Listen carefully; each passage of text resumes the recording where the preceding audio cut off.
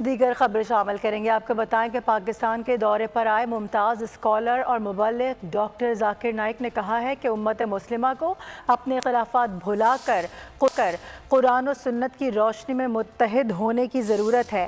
ذاکر نائک نے اسپیکر قومی اسمبلی سردار ایاز صادق سے بھی ملاقات کی۔ اسپیکر قومی اسمبلی نے پارلیمنٹ ہاؤس میں ڈاکٹر ذاکر نائک کا خیر مقدم کیا۔ ذاکر نائک 28 اکتوبر تک پاکستان کے دورے میں 3 بڑے شہروں میں لیکچرز دیں گے۔ اس دوران ان کی سیاسی، مذہبی اور سول سوسائٹی کے اراکین سے ملاقاتیں بھی شیڈیولڈ ہیں۔ ممتاز مبلغ اسلام ڈاکٹر ذاکر نائک کا دورہ پاکستان، سرکاری سطح پر انہیں دیا گیا خاص پروٹوکول اور سیکیورٹی۔ ڈاکٹر ذاکر نائک نے آج اسپیکر قومی اسمبلی سردار ایاز صادق سے ملاقات کی۔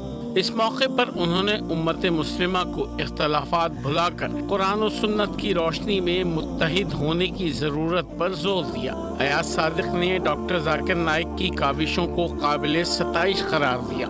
ذاکر نائک 28 اکتوبر تک پاکستان کے دورے میں 3 بڑے شہروں میں لیکچرز دیں گے۔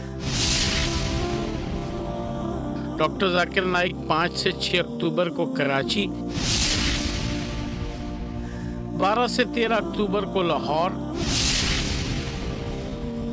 اور 19 سے 20 اکتوبر کو اسلام آباد میں خطاب کریں گے۔ سبسکرائب کریں اور بیل دبائیں تاکہ کوئی خبر رہ نہ جائے۔